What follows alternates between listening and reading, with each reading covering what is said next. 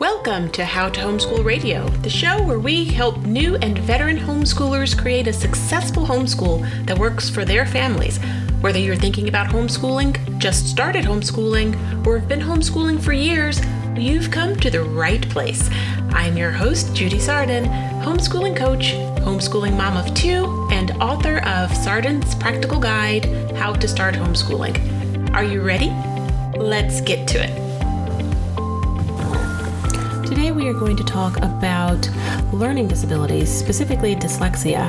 We're going to talk to Jennifer Henn, mom of three who herself had dyslexia growing up and who has homeschooled three children all the way through.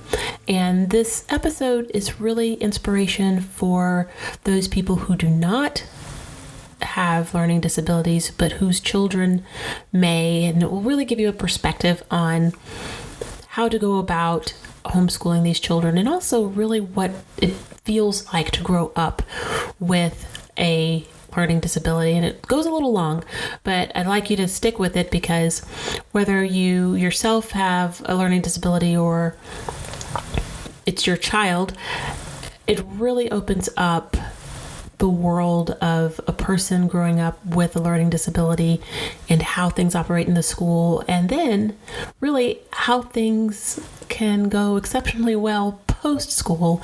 But while you're in the thick of schooling, it may seem like it's hopeless. So take a listen, and I hope that you learn a lot from this episode. Hello, this is Judy Sardin, and I am here with Jennifer Henn. She is a homeschooling mom she was a homeschooling mom for 19 years. She has three grown children, and she's the author of Take the Mystery Out of Homeschooling, a how-to guide. She's also working on Take the Mystery Out of Homeschooling, Your Child with Dyslexia. And I thought that it would be amazing to talk to Jennifer today, because she discovered later in life that she herself has dyslexia, and she was still able to manage, cope, be successful in life, and also homeschool her own three children. And I thought it was an amazing story and would give a lot of hope to people out there who themselves may have learning disabilities and who may be concerned about not being able to homeschool their own children, and also to give hope to people whose children do have dyslexia and other learning disabilities, that there is hope. So without further ado, let's have Jennifer tell us about herself. Hi, Judy. Thanks for having me on. Hi, everybody else. I was actually a very typical student with undiagnosed learning disabilities. You are, let's just give her another year. Maybe next year will be her year. Oh, she's not applying herself, talks too much, lazy, etc. Mm-hmm. But I remember standing in the classroom in first grade when everybody had to stand up and we had to recite things, and just moving my mouth, because even though nobody said you're behind, I knew I was behind, and I knew that I wasn't supposed to be behind for whatever reason. You just knew you didn't get it. But even a young child of 6 years old knows that they should be getting what the others are getting. So the discouragement can start young. Mm-hmm. And as far as my parents didn't understand, these things weren't talked about then. You can see videos on Amazon and in other places, many people that have stories like mine, where the school system just didn't know how to handle us. So they passed me through. And then in 7th grade, because where I went, elementary was 1st through 6th. And then I arrived to 7th grade to fail language arts and math. And I'm sure the teachers were thinking, what are you doing sending us this kid? She's not ready. And honestly, a lot of kids who have learning struggles like that do end up in trouble. Mm-hmm. I started skipping class in 7th grade. A friend said, hey, if you don't like it, just skip it. And I skipped the classes I didn't like. I didn't skip all day. And you would think, well, why didn't they ever look for me, turn me in? But my guess was because I was so behind and disruptive in class. And not every child who's struggling with learning would probably the opposite. Either they're just quiet in the corner, wishing they weren't there, or they're more stubborn and troublemaker like me. And so I just skipped class and nobody ever turned me in. Nobody ever questioned me. I'm guessing the teacher thought, not here. And what else was I to do? By the time you get to 7th grade, you feel so hopeless. But it's also those really hard times of the years where you just have a lot of stupid going on, and you know, the hormones and the peer trying to be cool and be in. I mean, it's just off the charts at that preteen age. So my saving grace was literally, I lived in a small town, and some of your listeners might be the same. They might think there's not access to something. But at the time, we found out that there was a one-room schoolhouse affiliated with this really strict church that was schooling kids, a private school. And I went there for a year and a half. I got there. They assessed me. They gave me work way above my level, even though they assessed me. No one there was able to help me. And so I did what kids across the country do when their parents like, okay, well, let's send them to private school. I cheated because your family, you know, your family's putting out extra resources, the time to drive you to school, paying for tutors or paying for private school. And now that's supposed to be the answer, that you get it, but you don't. So I didn't want to cheat. I was really stuck. Nobody was helping me. You're supposed to advance every year. So I did. And then after a year and a half, I went back to public school, and the counselor worked with me, high school counselor now. And I have had a little bit older. I realized that being the teacher's enemy and getting in trouble was not a good way to go about it. And he did some creative work with the credits I was able to skip some science that would have had a lot of math I wouldn't have been able to keep up with, heavy reading. Mm-hmm. I learned how to get along with teachers. And I think in that day, in this small town, there was a lot of, oh, well, it doesn't matter. She's just going to get married and have kids, and she's never going to have a job, and she's not going to go to college, and it doesn't matter. And I look back and I think I had no plan for my life. Mm-hmm. No adult talked to me about what my plan was going to be. I thought, what in the world was I thinking? I was just going to graduate and then what? But I felt like such a failure that I didn't even want to talk about it, because by the time I spent 13 years in school, I really did believe I was dumb. Mm-hmm. One of the things that was good while I was in school is I have a singing voice.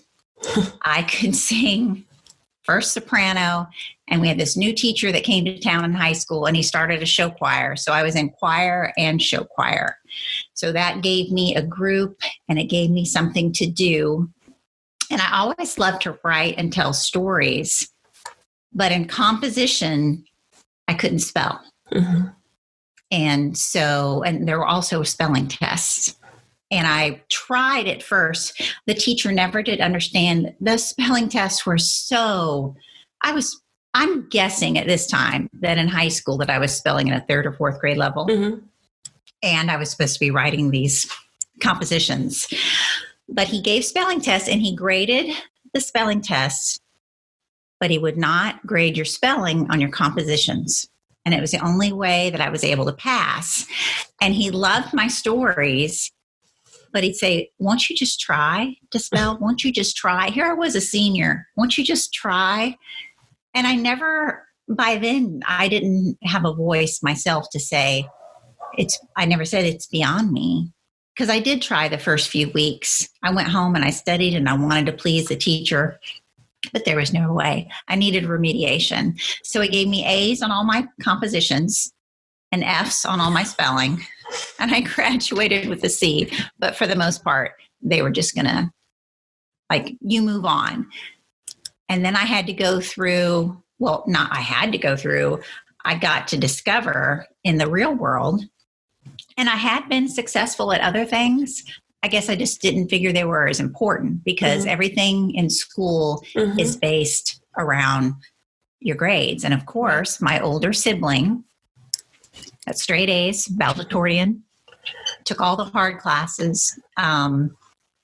got actually in our little town, got the largest scholarship ever awarded for college. Wow. So you talk about polar opposites going on.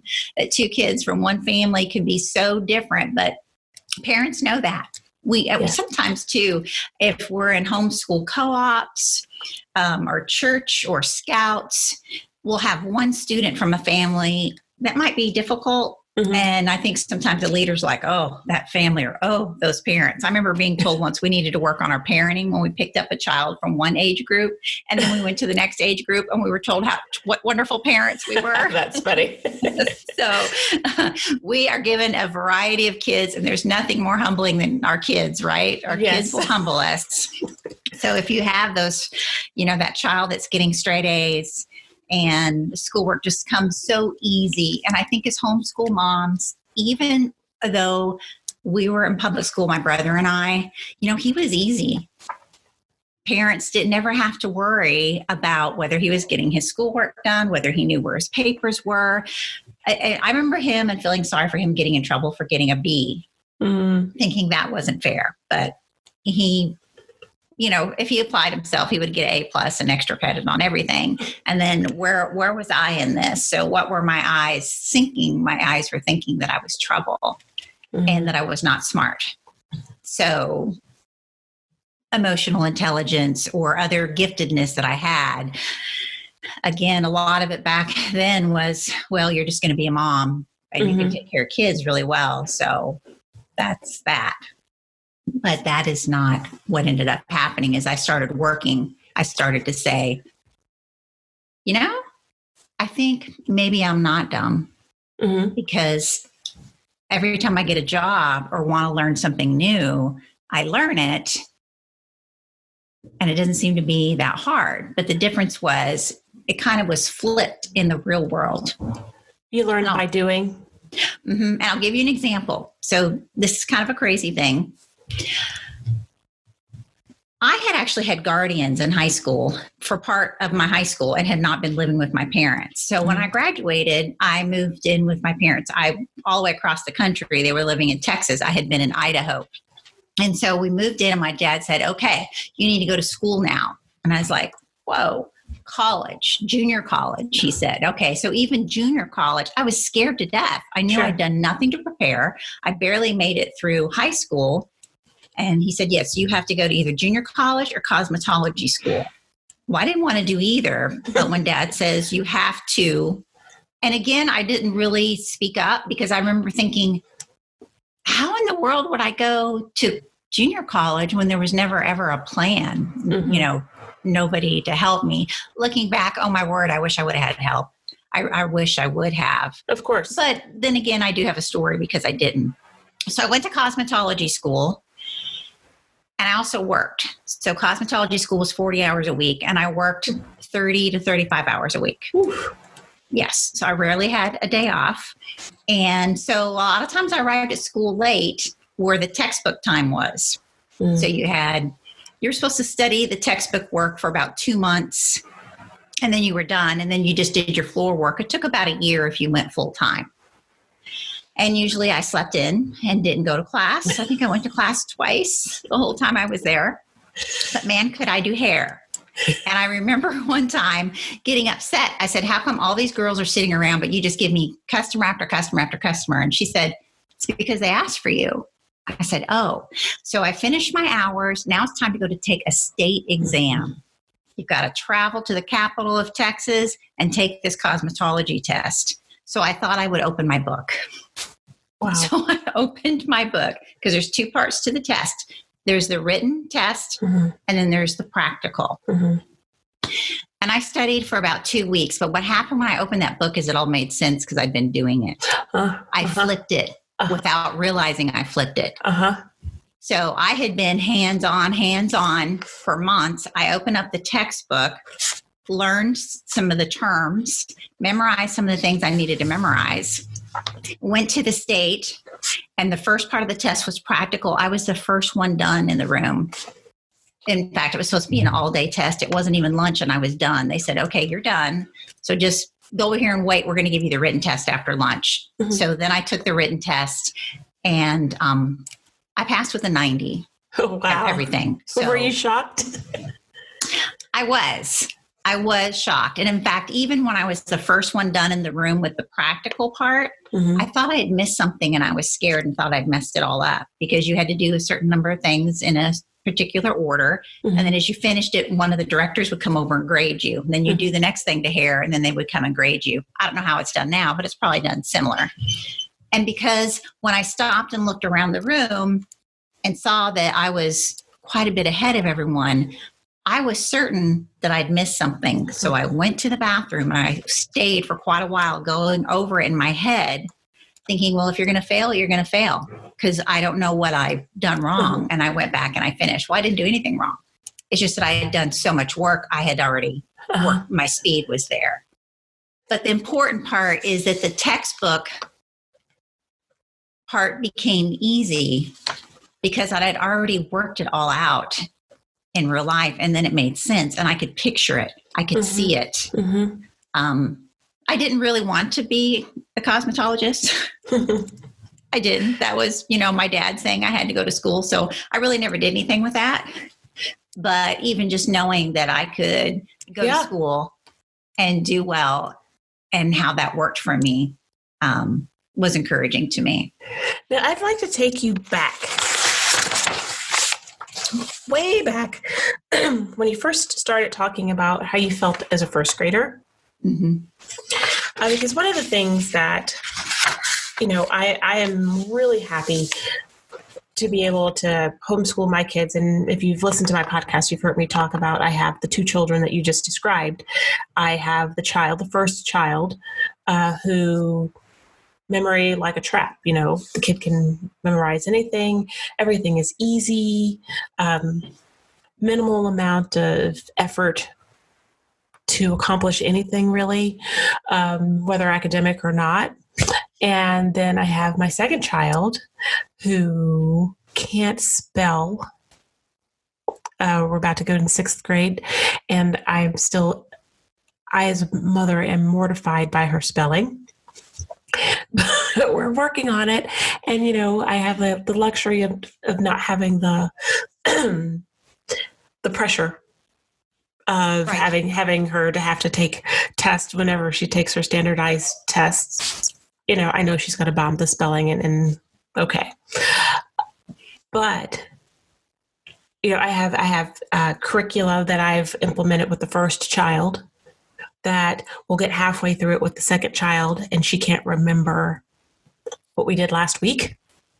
And we have to go back over it. And so now I've learned that she has to do, you're like totally describing her.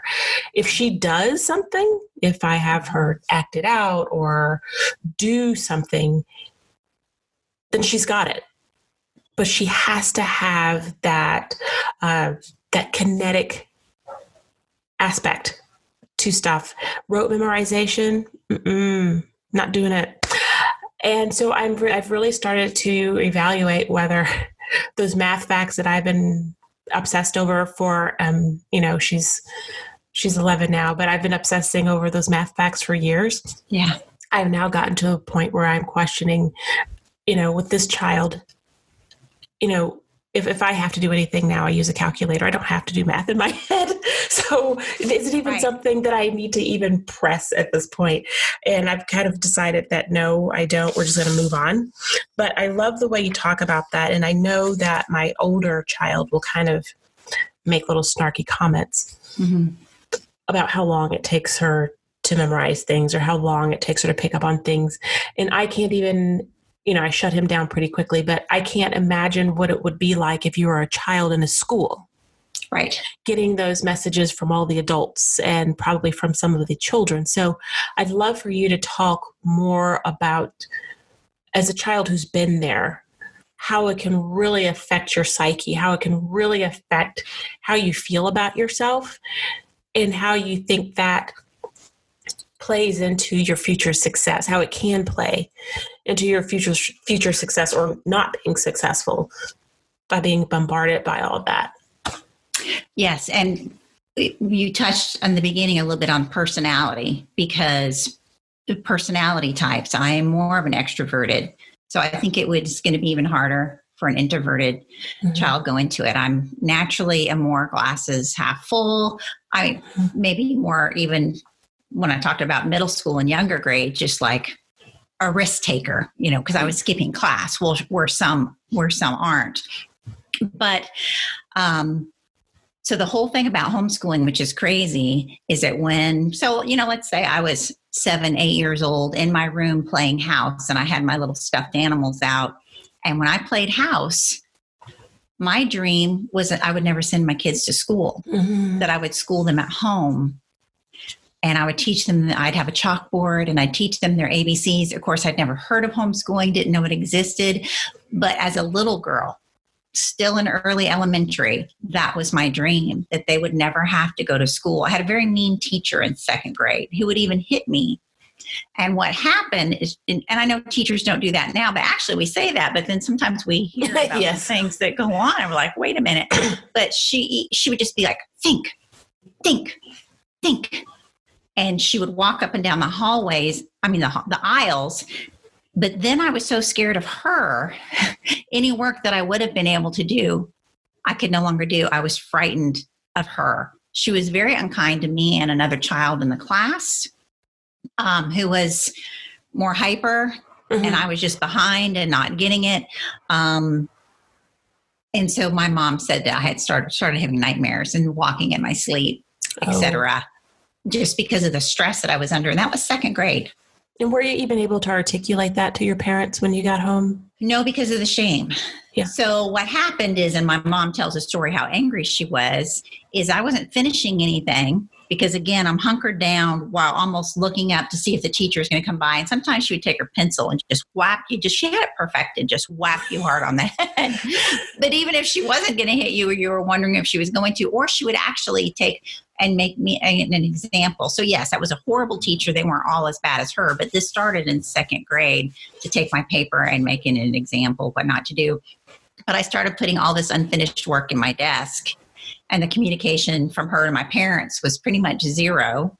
And then when I got incomplete, for on my report card, and then my mom went to the school, and it was just all really humiliating and really embarrassing that I had all these unfinished worksheets. And my mom tells me that she went to the principal to say, move my daughter to another class. And they said, well, I'm sorry, we don't have room. And so that was the end of it.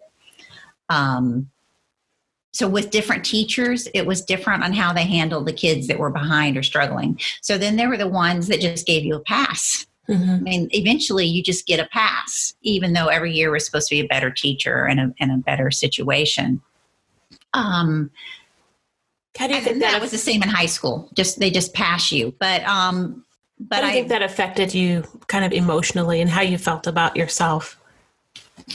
It's something that I have struggled with even in the past few years. So always feeling like you have to hide it. Just apply yourself, just do your work. I still hear of these type things, and it makes me, anxious. Set up a place, even if you're a homeschooler, for your child, and make them sit there at their desk, and you can't get up until you have it done. It doesn't work, especially if there's some ADD. There's usually some other things going on there too. So I was ashamed all the way. Getting out of school, I was still ashamed. I was ashamed and put shame on myself that others didn't see. I've had so many people ask me, over the years, what is your degree in? What is your, you talk about so many things. We're trying to figure out what your degree is in. And it's really a hard hurdle for me to get over. My adult friend said, nobody thinks of you that way. It's you. You need to lose the label. You need to lose it. And a few years ago, decided whether I was going to get a degree or not. And I really pondered it, prayed about it, and decided that no, I wasn't going to go back because I'm very self-taught. And that is what I discovered as a young woman. I felt like I was still fighting the system. Even though I had success after success inwardly, I felt like I was still fighting the system. When I was young, I was full of shame. And it caused great friction between me and most of my teachers, not all of them, and between my parents and between my brother and I, because that's the golden prize. The golden prize is to do good in school. Right. And nobody ever talked to me about my other talents and abilities, really. Right, because oftentimes in school, your other talents and abilities don't matter. And that's one of the reasons why I love homeschooling. And that's what I'm doing with my child. She has a great gift in art. There's so many things that she loves to do. She's in musical theater. So my thing with her is we're going to put as many resources and time into those things that she's really great at, because I think at the end of the day, that's where she's going to be drawn to anyway. And so let's help her to be the best she can be in those things in which she thrives. Tell me about how despite all this icky in school, you've had great success. So I'd love to hear about your success and let parents hear how it doesn't all end with school. Right. So anyone and everyone pays better attention to something they're interested in. Okay, yes. I'm just not a tech expert. Why didn't I go ahead and go to school and get a degree and prove to everybody that I could get a degree? It's because I'm not a textbook person. I'm not a read the chapter, take the quiz, take the final. That's not who I am. But what I did learn is I can copy and watch and figure out what people do and adjust that to what works for me. So I'm very adaptable. Which when you're in a classroom and you have to do exactly like a teacher says, who even notices that you're adaptable? All you know is if they give you something to do, you can't do it. And that is where in homeschooling, we can give our children lots of opportunities to figure out how they do learn best. So what happened is I would watch people who were the best wherever I was working or whatever I was working on. And then I would copy what they would do. Or even when I found myself in jobs that I wasn't maybe completely qualified or trained for, but they didn't realize that. I remember the first time my boss said, type a memo. I'm like, type a memo. Okay. And so I got out another memo and I thought, okay, here's how it's laid out. Here's the format. And I have copied a lot. And that's what I tell my kids now. And I learned as a homeschool mom, when someone is great at art, they have apprentices underneath them because you need to learn. Copying is a huge part of how we learn. That's what apprenticeship is. That's the standard is set, except in school, you have all these things that tend to not have purpose. Yes. Where in real life, when your boss says, could you send out a memo on that? You figure out really fast how to do a memo and it doesn't make any difference. And it does start making you feel good because you're thinking, wow, I'm doing all these things. And I didn't get the college degree. So I moved to Atlanta and worked in an office where everyone in the office had a degree except myself. And I was one of the top persons in the office. I did very well. I got raises, bonuses. I got moved up the ladder. But I still held on to that, not wanting people to know that I didn't have a degree. Yeah.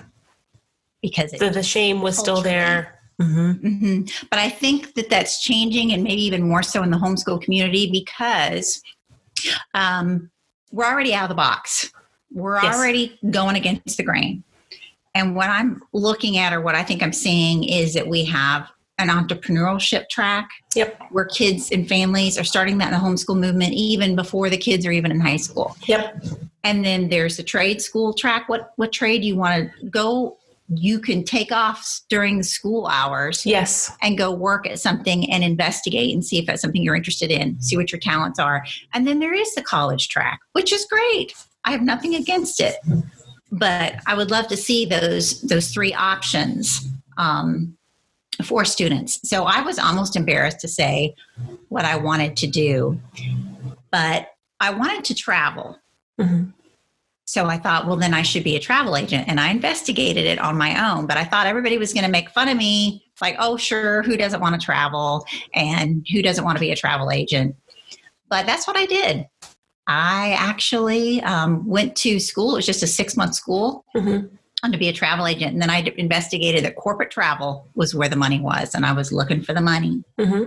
And a specific type of corporate travel was where you would actually go into the company. Like one of the probably most famous companies I worked for was Amico Fabrics and Fibers division right here in Atlanta, where they did so much travel. I had an office within their building. Oh, wow. And that's how you made the most money is in corporate travel, was you would work at a satellite location. And so I moved to Atlanta, and that is what I did. I did it, and I loved it, and I did get all my travel perks and all my Delta perks at the Braves games and everything.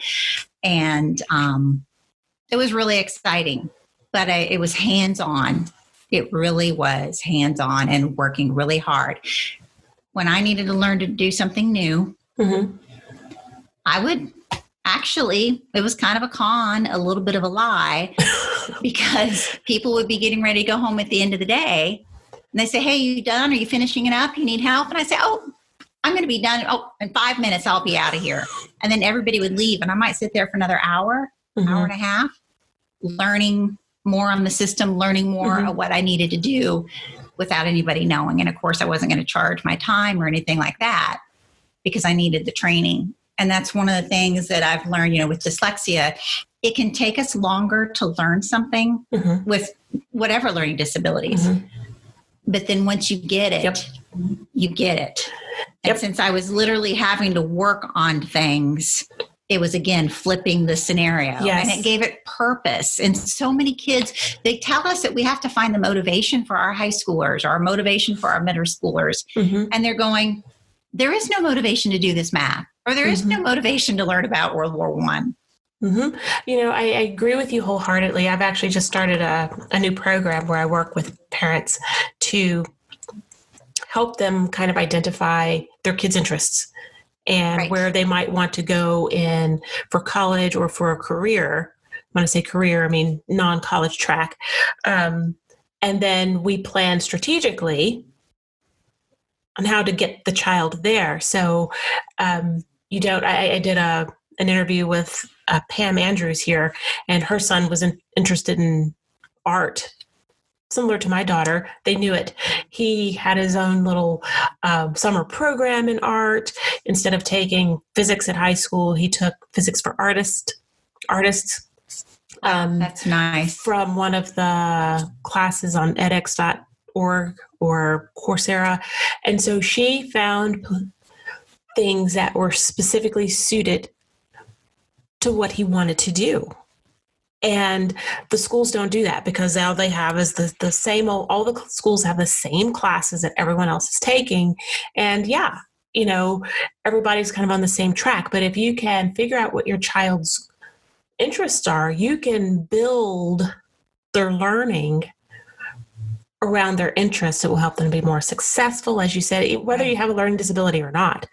It will help them to be more successful and help them be more engaged. And that's one of the big things we complain about kids these days, is that they're not engaged. Well, that's because it's boring. It's boring. It is boring.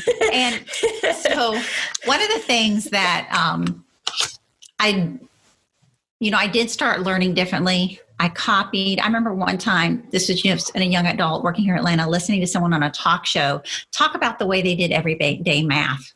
So I'm stuck in traffic and I'm listening to this man, and it all made sense to me. And I literally started doing math different after I heard this man. I thought maybe I'll buy his book. I never even bought his book. All I had to do was just listen to this 40-minute radio program. And it made sense to me.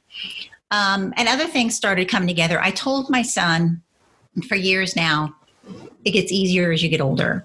And of course it does, because our brain is developing, and and maybe it got easier when we got older because I had more hands-on. I was in my element, not stuck with a textbook or classroom restrictions. But he is going to be 25 soon. And he came in about a month ago. He doesn't live here, but he came by the house and he goes, oh yeah, Mom, by the way, you're right. It is getting easier. So on one hand, that may not be what you want to hear as a homeschool parent if you're feeling the pressure of the culture, even in the homeschool culture. But on the other hand, isn't there a lot of hope for that? I am so glad. In fact, when I was telling him it gets easier when you get older, there was maybe a little part of me going, I hope so. I hope I'm right. I didn't tell him that.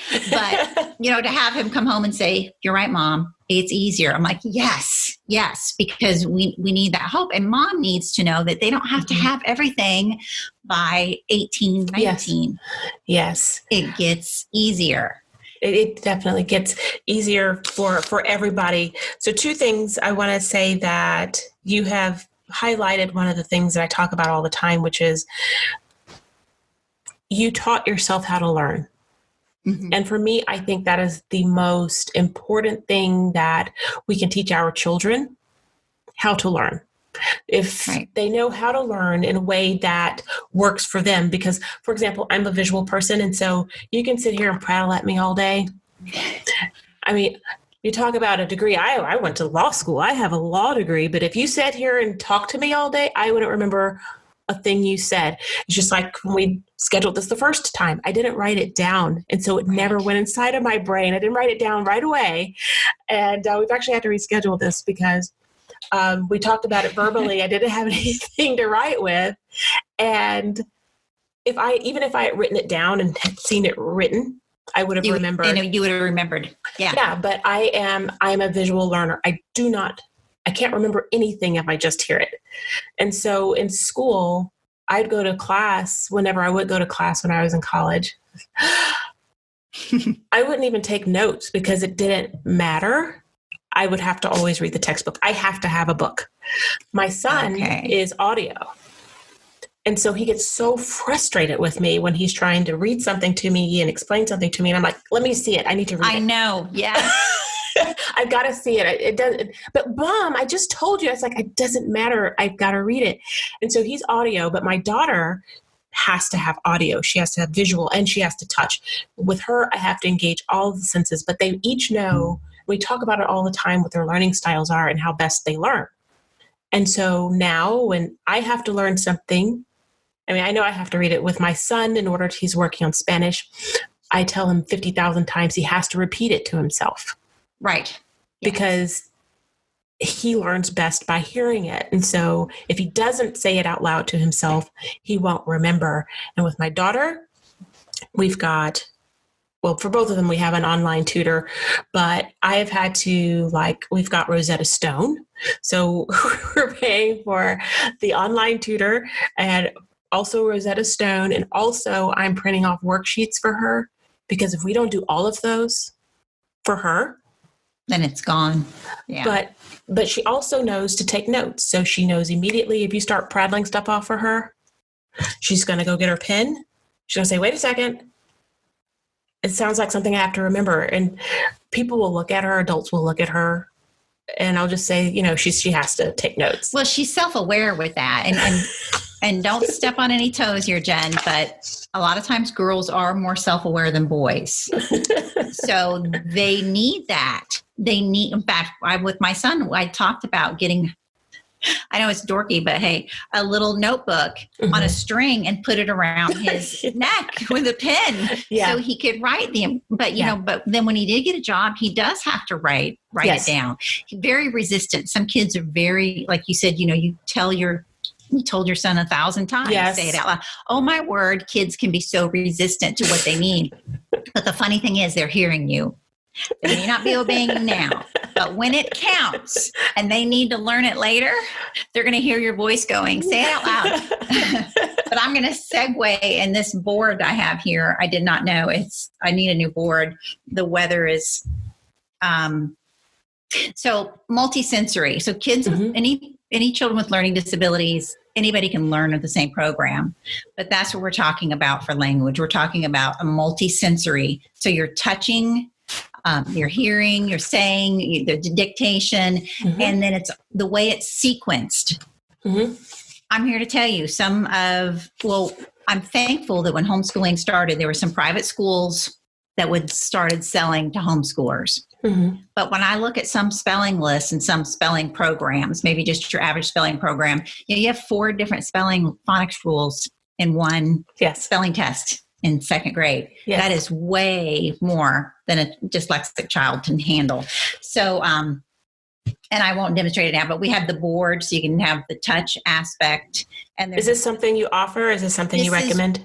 This is Wilson Language Program. Okay. Yeah, you had mentioned that. And there are tutors all around the Atlanta area. So what I did was and then you have the workbooks.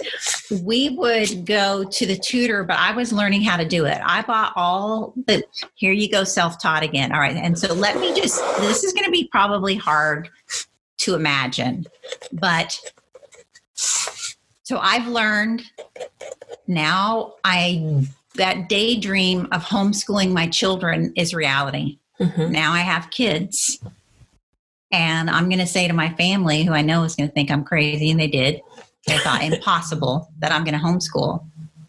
In my mind, I thought, what are you thinking and how bad are you to mess up your kids? Mm-hmm. But then the other side remembered all of the pain. Mm-hmm. And I swore, made this vow at whatever age, I will never make my children have to go through in school what I went through in school. So I started the homeschooling, and now I am hungry to learn how to do it right. Mm-hmm. And I'm reading so much. And that's how we came really about to understanding my sons and just more into what my problems were. But consistency is so important to the young learners in the math and language arts. You have so much room for other things that you can do. And I say elementary should be a sweet, sweet, fun time. Yes. You should be having a lot of fun. Yep. I have a strong opinion about the reading. And I know this flies in the face of, especially, the unschooling movement, which is really big. But I believe that learning how to read and write gives children a chance to feel grown up. Kids want to be grown up. Babies want to hold a phone. They want to do what grown-ups do. They want to read their own menu. They want to read the billboards. They want to be able to play a game with other kids and be able to read the cards. Mm-hmm. So where the temptation might be to say, some are saying that, naturally they'll eventually learn. Mm-hmm. I don't agree with that. I think reading is such a huge gift, and the sooner that they can be reading. So in elementary years, there's a lot of room. There's many different ways to homeschool. You can be very relaxed, but I encourage parents, make it so your children can read and write, mm-hmm. because it gives an independence like nothing else. I mean, as my daughter and I were talking the other day, she says, look at the slaves that you had to hide to read, mm-hmm. because, mm-hmm. And over time, that is the way you oppress a people, mm-hmm. is you make it so that they can't read, because mm-hmm. then you can't learn for yourself. Right. So I am very firm on, being consistent mm-hmm. in the language arts for your students. And if you have to get a program, if you have to set other things aside in your day because you have 5 kids and you're homeschooling, mm-hmm. or because other things are going on, start your day with the discipline study. Start your day with this because it's going to take time. Yeah. And you have to learn. You don't want to move so slow it discourages the child. You have mm-hmm. to keep moving because it'll revisit. And then, for my son one day, it just all kind of clicked. But when I started learning this program, and I had all the teacher's manuals, and I'm studying it, and I'm practicing mm-hmm. before I ever started with him, all I could think was, what would my life have been like if someone helped me? What would have, the thing is now, and I know this is very cliche, but now look at my message. Look at my passion. Mm-hmm. I mean, I am like angry, and I hear it because I have friends that are teaching in the school system that tell me, oh yeah, well, I'm in a remediation program for 5th graders that can't read. Wow. Oh, we got to hurry up and get them reading before they get in 6th grade. Or even I met a woman one time and she told me, well, I'm quitting that job and now I'm going to be teaching 6th and 7th graders how to read. And I said, 6th and 7th grade, they don't care anymore. And she looked at me and she said, you're right. They don't care one bit. Why do I know? Because I was there. Mm-hmm, mm-hmm. So again, fly in the face of some homeschool communities, but I believe to give the kids the independence to start them reading, and they need it for so many other subjects. I believe in living books and excellent literature. Yep. I mean, I'm talking like Where the Red Fern Grows, or the first mm-hmm. chapter books, the Magic Tree House books, mm-hmm. Books mm-hmm. that my kids love to read, that they learned from. They learned so much from the amount of books we had. And I think because I read to them constantly, And I even had my son with dyslexia next to me, reading to me, not making him sound out. Whatever he could read, I would read, and then I would fill in the word. I still need this. I'm not kidding. We need to hear the words a lot. We need to hear them. We need to see them. So I have to read to my child with dyslexia. When there's a new word in culture and I need to learn it, I go to dictionary.com and I click on the way it's, and then I sit here at my desk. Literally, there was a new word. Oh, and have him pronounce it. I was reading an article just this week and I saw a word. I thought, I don't know that word. So I go to dictionary.com and I might do that 4 or 5 times. If I don't use it, I'm going to lose it. I still struggle with long multi-syllabled words. I can hear long words in my head properly. So if I'm reading, I hear it properly in my head and I recognize it because it's a familiar word to me. But if I were to read it out loud, I might stumble on the pronunciation. And my husband's been correcting me. We've been married 28 years. He's been correcting me on my pronunciation for that long. He gave up on the spelling a long time ago. But when I was doing the Wilson Language Program, and I want to tell everybody about a company in the Atlanta area, but they also do they'll do it via computer. It's called Syllables. I've not used it. I was told that they actually have a really good program like Wilson, maybe a little easier than Wilson Language Program. Syllables Learning Center? Yes, Syllables Learning Center. But here's probably the most important thing. When your child is in school, a traditional school environment, you need to get the kind of testing that they say by the people they say, and it might take a year. If you're homeschooling, Syllables has an evaluation that they will do. It's $125 at this time. So this is 2020, and it's $125, which is way less. And they said, because you're not talking about having to develop an IEP and all that stuff. And just for the people that know, in homeschooling, no, you do not have to have an IEP. But they work with the students a couple times a week. But I'm very proactive that the mom understands the program. But when I was doing this program with my son and my eyes were being opened and I was learning things for the first time, I absolutely loved it. So you wonder how a person with dyslexia teaches another person with dyslexia. Well, because I had learned, because I was 35 when I started homeschooling my 5-year-old, my oldest. And it was actually 3 years later before we discovered this. But I loved it. I learned more. I spelled better than ever. I still spell better today because of this program. Because, ladies and gentlemen, if you haven't already discovered it, the computer does not help you with everything. There are words that I would be like, I have no idea how to begin. So, you have to be able to get it partially there in order for it to pick it up. And if you're like my daughter, she spells very phonetically. So anything with a K sound is spelled with a K. Even though we use All About Spelling, and that's helped her a tremendous amount because, like you said, I've tried numerous spelling programs. The list don't work. No other spelling program has memorization worked. does not work. It does not work. And so with All About Spelling, which sounds similar to Wilson, although I think Wilson is probably a much larger and more comprehensive program, but the All About Spelling is based on the Orton-Gillingham method. Well, and all of these are. Just about all of them are. So what they did is they took the Orton-Gillingham and then different people, and I think I just pronounced that wrong, but see, I kind of mumbled it so y'all wouldn't notice. That's okay. Names. Okay, for a dyslexic, names are one of the biggest nightmares. Just for everybody out there just wondering about that person. If you know someone who never gets names right, they probably have dyslexia because names are the bane of our existence. But so all of that was that was the beginning learning. And then what somebody does is they go in and they think, well, I think this is the best way to teach that. I think this is the best way to teach it. So Syllables Learning Center teaches it a little bit different than Wilson, who teaches a little bit different than all of the others. The main thing is accessibility, affordability, and consistency within the program.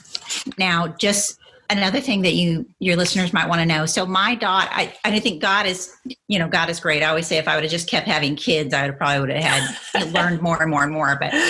But my daughter, I remember thinking nobody could ever learn this natural way. This is ridiculous to think that kids are just going to learn to read. My second child, my son, was very typical, right down the line for a boy on the way he progressed to read and what age he started reading chapter books, and then he just took off. So my oldest took all this time, a special program. It was more like 7th grade before his spelling started to kick in and stuff.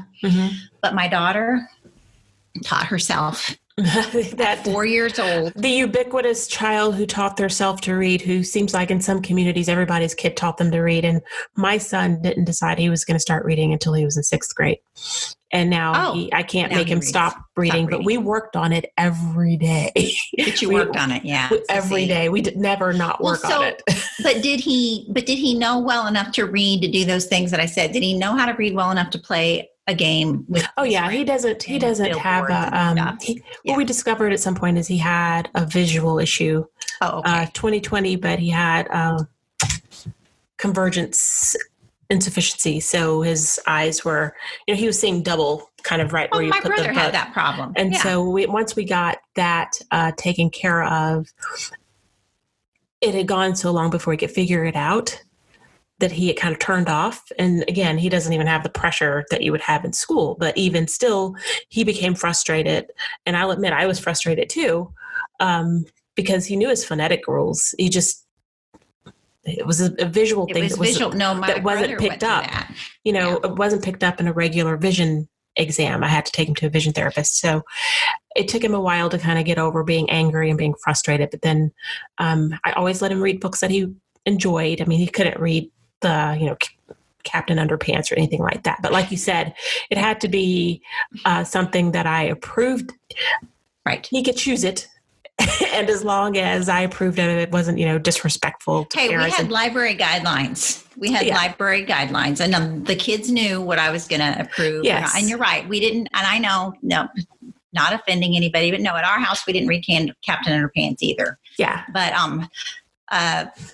so the moms might be feeling overwhelmed hearing you talk about, oh, my son had this visual problem, and I'm going, oh, you have this special, just parents take one day at a time.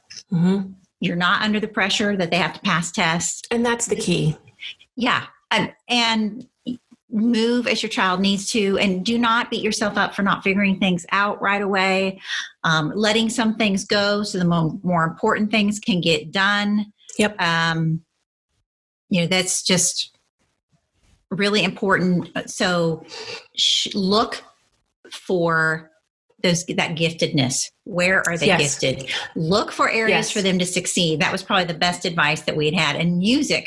So there has been a new study out, and I don't have the article right in front of me right now, but you can pick up sounds. Once kids start learning music, it makes it easier to pick up sounds. So they say that music lessons can be just as beneficial for the average kid, and that maybe you might think needs extra tutoring and reading, but if you got them music instead, then that would be all they would need, because they start learning to hear new tones. But find an area for your struggling student to succeed.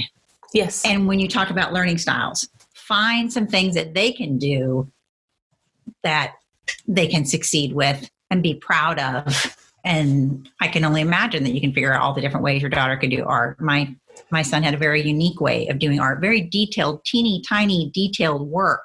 That would just blow Gary and I was like blown away. Like he'd do an under the ocean scene with brain coral and do all of the lines. We're like, who does that? Who has the patience to sit there and do that? But, we have to, in homeschooling, we're so fortunate we can expose our kids to so many things. Yes. My daughter learns by modeling. So she finds all these free tutorials. And once she sees, she'll watch a part of it, she'll pause it, and then she can freehand it, and it will look exactly like the picture.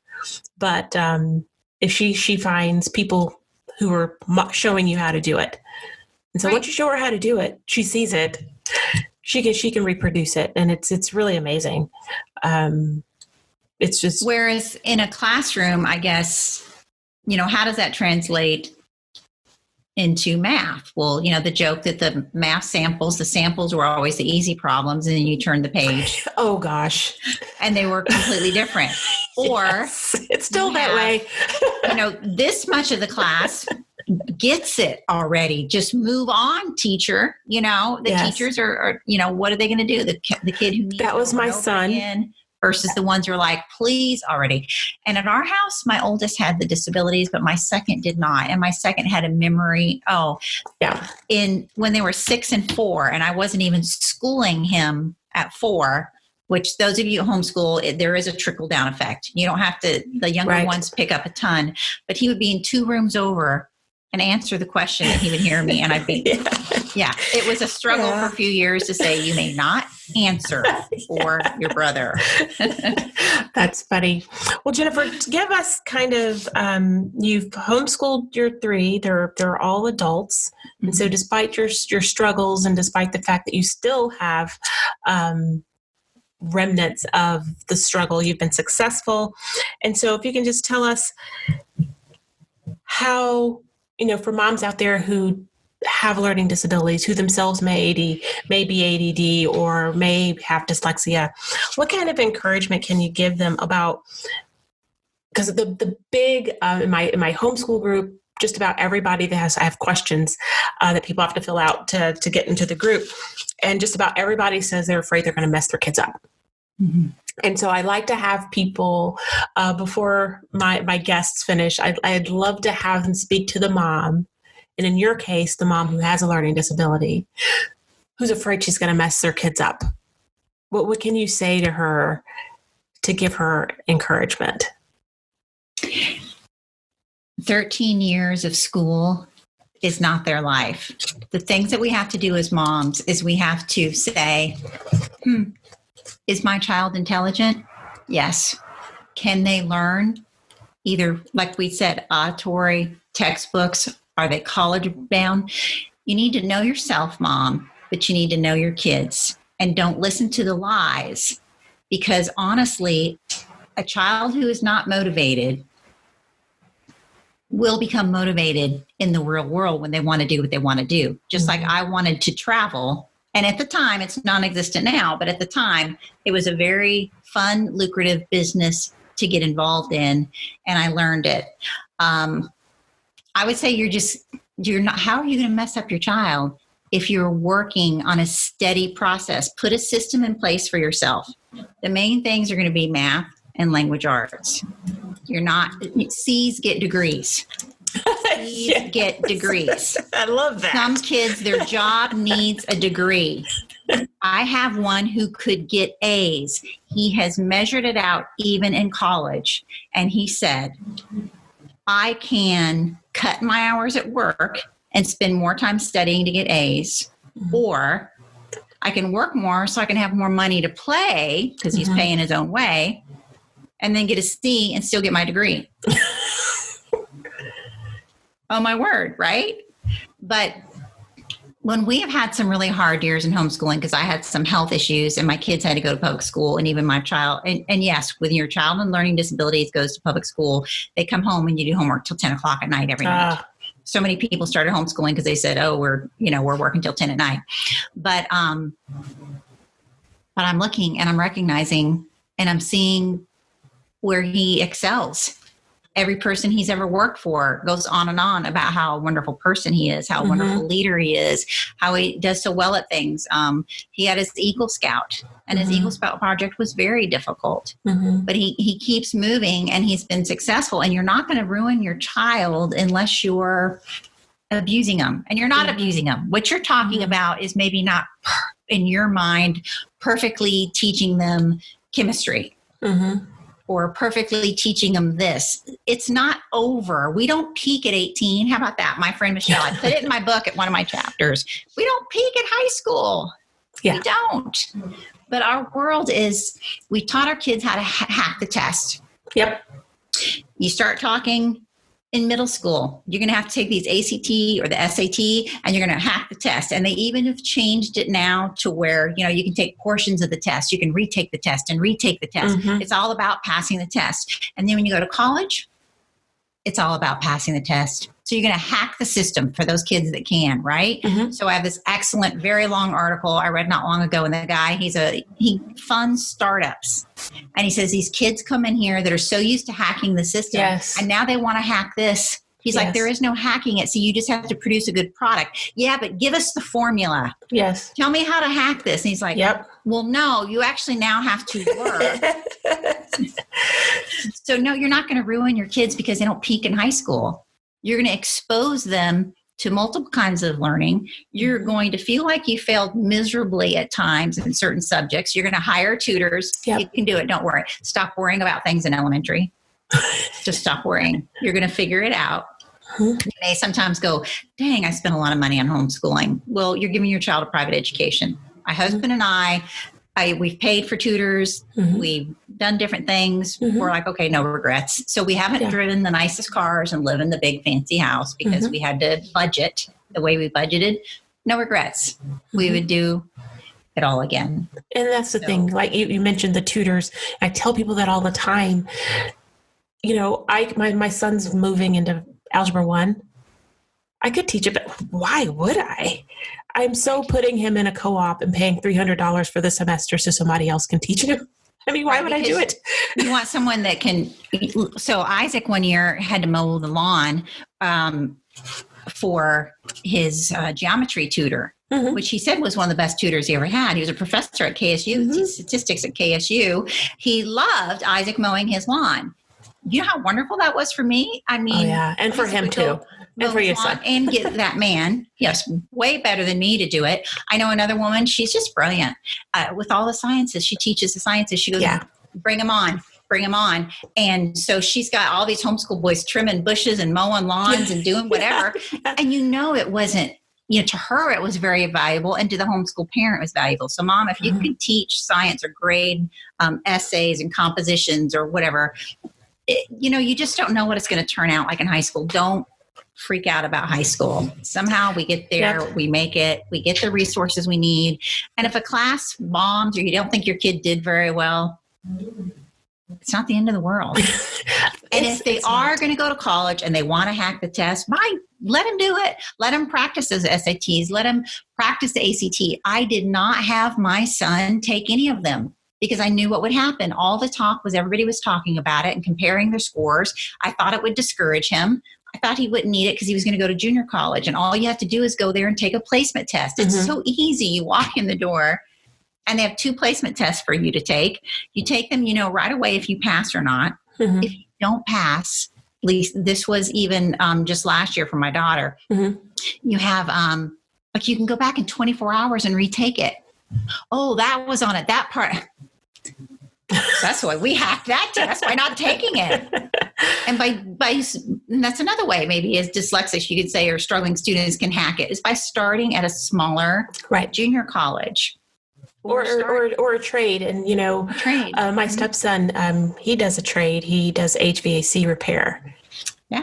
And, he does the larger ones, not like residential, but he's doing an apprenticeship in HVAC repair, and he's doing really well. And I can see him, he's going to do really well.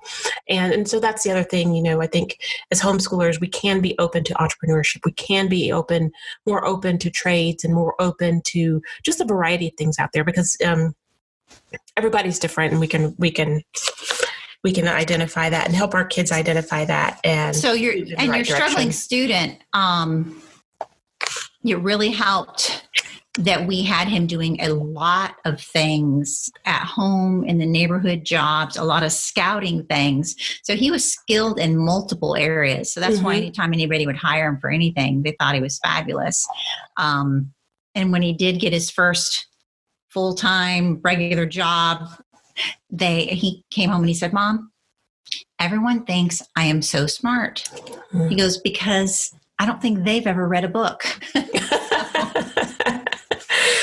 This has been great, Jennifer. So I hope that this has been really helpful to all you moms who are out there who are struggling with learning disabilities yourself, or whose children are. I hope this has been really inspiring for you. Jennifer is going to come back and talk to us about project-based learning to help develop executive functioning. So make sure you stay tuned for her. I have put it in my calendar, so we definitely will be filming that episode, and it'll probably be available in about a month. So look out for that. And thank you so much, Jennifer, for being with us and sharing, really, despite the embarrassment and the shame that you said you felt all those years. I really appreciate your transparency and being vulnerable and sharing that with us, because I know a lot of people really need to hear it. Awesome. Thank you. Hey, one more thing before you go. As a valued member of How to Homeschool Radio, I want to help you and hear from you not only when you're listening to the show, but all day, every day. I have a new Facebook group called How to Homeschool, and it's a place where you can get together with other homeschooling families to get support, offer support, and interact real-time to homeschooling issues that are most important to you. If you want to be a part of this growing community, see the latest videos and get live answers to your homeschooling questions, go to judysarden.com/homeschool podcast. Or you can just hop onto Facebook and search for How to Homeschool under groups. Drop me a note to let me know when you join. I can't wait to see you there.